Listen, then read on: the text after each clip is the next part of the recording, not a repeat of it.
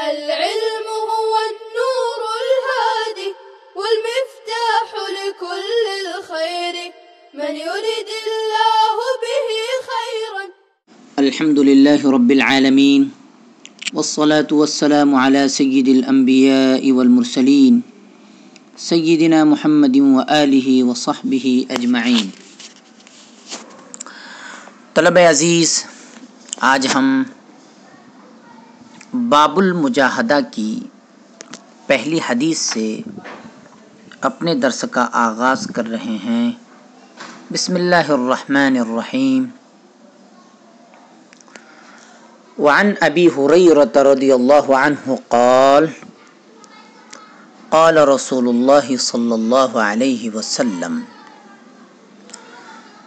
حضرت ابو ہریرہ رضی اللہ عنہ روایت کرتے ہیں، رسول اللہ صلی اللہ علیہ وسلم نے فرمایا،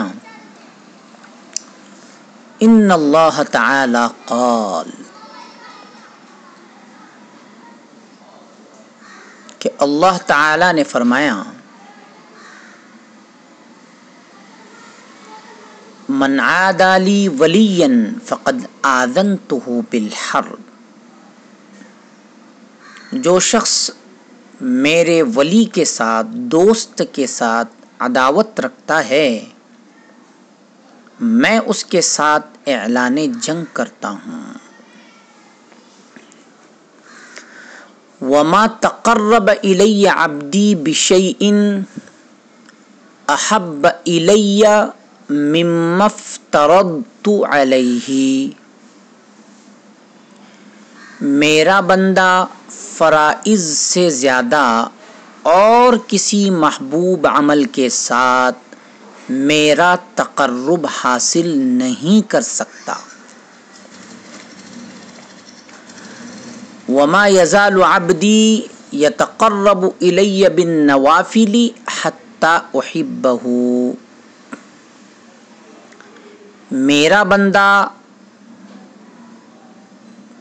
نوافل کے ذریعے میرا قرب حاصل کرتا رہتا ہے یہاں تک کہ میں اس کو محبوب سمجھتا ہوں. فَإِذَا أَحْبَبْتُهُ كُنْتُ سَمْعَهُ الَّذِي يَسْمَعُ بِهِ. تو میں اس کا کان ہو جاتا ہوں جس کے ساتھ وہ سنتا ہے. وَيَدَهُ الَّتِي يَبْطِشُ بِهَا، یا وَيَدَهُ الَّتِي يَبْطِشُ بِهَا.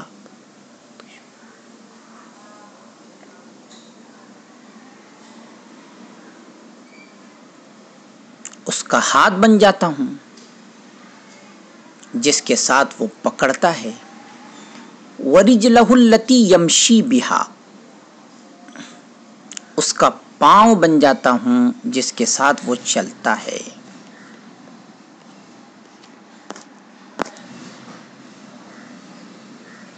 وَإِن سَأَلَنِي أَعْطَيْتُهُ، اگر وہ مجھ سے سوال کرے تو میں اس کو دیتا ہوں. وَلَئِنِ اسْتَعَاذَنِي لَأُعِيذَنَّهُ، اور اگر وہ مجھ سے پناہ طلب کرے تو میں اس کو پناہ دیتا ہوں.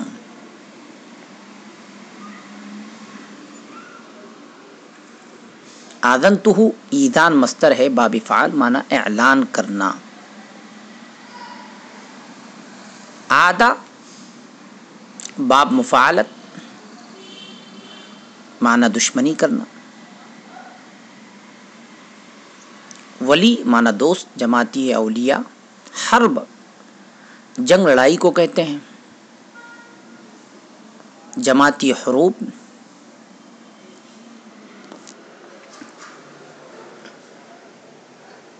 من عادى لي وليا فقد آذنته بالحرب. اس جملے کا مطلب یہ بیان کیا گیا ہے کہ اللہ جل شانہ فرماتے ہیں، جو میرے ولی کو ایذا دیتا ہے، تکلیف پہنچاتا ہے، تو اس شخص کی یہ انتہائی قابل نفرت حرکت کی وجہ سے میں اس کے ساتھ لڑائی کا اعلان کرتا ہوں. یا مطلب یہ ہے کہ جو میرے ولی سے دشمنی رکھتا ہے تو گویا وہ میرے ساتھ لڑائی کرتا ہے، اور جب وہ میرے ساتھ لڑائی کرتا ہے تو میں بھی اس کے خلاف اعلان جنگ کروں گا.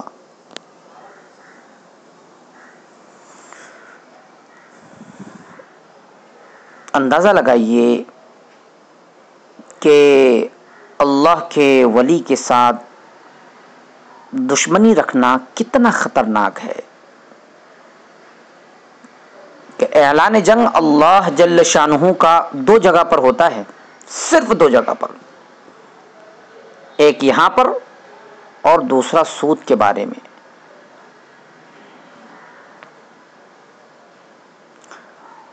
فآذنوا بحرب من اللہ ورسولہ.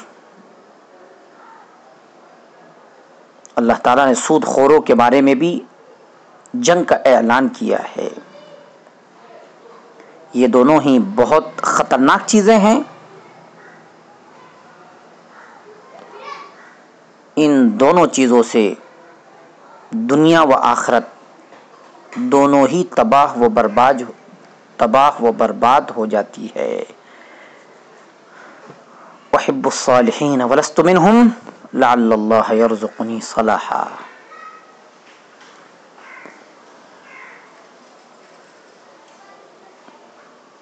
اب حدیث پاک میں کہا گیا ہے میں بندے کا کان بن جاتا ہوں، ہاتھ بن جاتا ہوں، پیر بن جاتا ہوں. تو اللہ کا کان، ہاتھ، پاؤں بن جانے کے کچھ مطلب ہم یہاں بیان کر رہے ہیں. فَإِذَا أَحْبَبْتُهُ كُنْتُ السَّمْعَهُ الَّذِي يَسْمَعُ بِهِ. اس جملے کے محدثین رحمہم اللہ نے متعدد مطالب بیان فرمائے ہیں. ان میں سے چند یہ ہیں.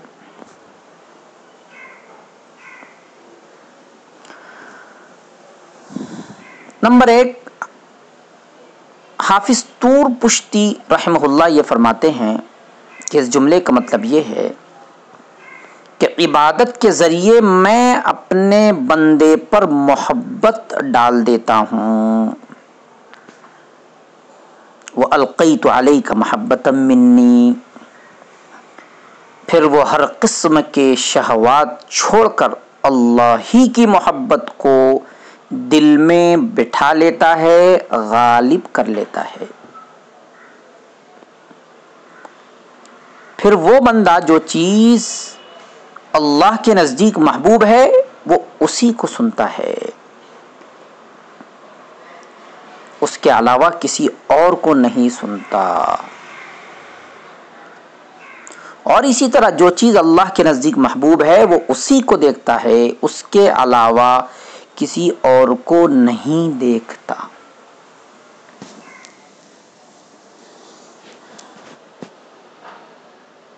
مختصر اور چھوٹے جملے میں آپ یہ کہہ سکتے ہیں کہ وہ اللہ کی مرضیات کے مطابق ہی دیکھتا ہے، پکڑتا ہے یا چلتا ہے.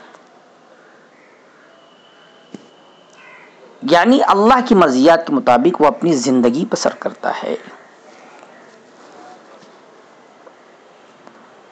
دیکھنا، پکڑنا، چلنا، اس کا ہر عمل خدا کی مرضیات کے مطابق ہوتا ہے.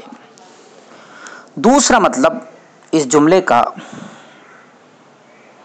شاہ ولی اللہ محدث دہلوی رحمہ اللہ نے یہ بیان فرمایا ہے کہ بندہ عبادت کے ذریعے سے جب اللہ کا قرب حاصل کرتا ہے تو اللہ کا نور اس کو گھیر لیتا ہے. پھر اسی کی برکت سے اس شخص سے ایسی چیزیں ظاہر ہوتی ہیں جو خلاف عادت ہوتی ہیں.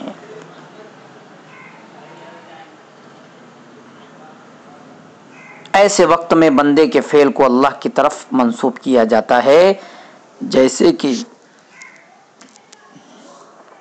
قرآن کریم میں بھی اس کی متعدد مثالیں ملے گی۔ مثلا وَمَا رَمَيْتَ إِذْ رَمَيْتَ وَلَكِنَّ اللَّهَ رَمَى، اے نبی صلی اللہ علیہ وسلم، کنکریاں تم نے نہیں ہم نے پھینکی تھیں۔ دیکھیے یہاں اللہ نے بندے کے فعل کو اپنی طرف منسوب کر لیا۔ تیسرا مطلب اس جملے کا مولانا ادریس کاندھلوی رحمہ اللہ نے یہ بیان کیا ہے، بلکہ اس جملے نہیں بلکہ پوری حدیث کا مطلب یہ بیان فرمایا ہے کہ بندے کو اللہ سے قرب حاصل ہوتے ہوتے اس درجہ شدید تعلق و محبت ہو جاتی ہے، گویا کہ وہ اللہ کی آنکھ و کان اور ہاتھ سے دیکھتا ہے، سنتا اور کرتا ہے۔ لیکن یاد رکھیے اس جملے سے بندے کو اللہ کے ساتھ شدت محبت کو بیان کرنا مقصود ہے، یعنی وہ بندہ اللہ کو اتنا پیارا ہو جاتا ہے، گویا اس حدیث پاک سے شدت محبت، غایت درجے کی محبت بتائی گئی ہے۔ معاذ اللہ اتحاد یا حلول ثابت کرنا مقصود نہیں ہے۔ چوتھا مطلب شیخ محی الدین ابن عربی رحمہ اللہ فرماتے ہیں، اس حدیث کا مطلب یہ ہے کہ نوافل کے ذریعے سے بندے کا اللہ جل شانہ سے قرب ہو جاتا ہے، پھر تمام معاملات اس پر منکشف ہو جاتے ہیں اور تمام معاملات اس پر آہستہ آہستہ منکشف ہونے لگتے ہیں۔ پانچواں مطلب علامہ خطابی رحمہ اللہ یوں بیان فرماتے ہیں کہ میں اس بندے پر ان افعال و اعمال کو آسان کر دیتا ہوں جن کا تعلق ان اعضاء سے ہے، اور ان اعمال و افعال کے کرنے کی توفیق دیتا ہوں یہاں تک کہ گویا اعضاء ہی بن جاتا ہوں۔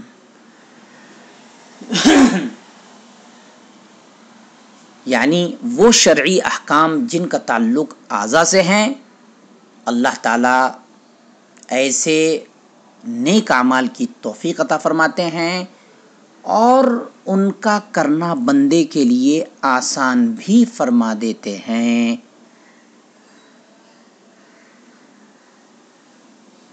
اللہم انا ضعیف فقو فی رضاک ضعفنا، وصلی اللہ تعالی علی خیر خلقہ سیدنا محمد وآلہ وصحبہ اجمعین برحمتک یا ارحم الراحمین۔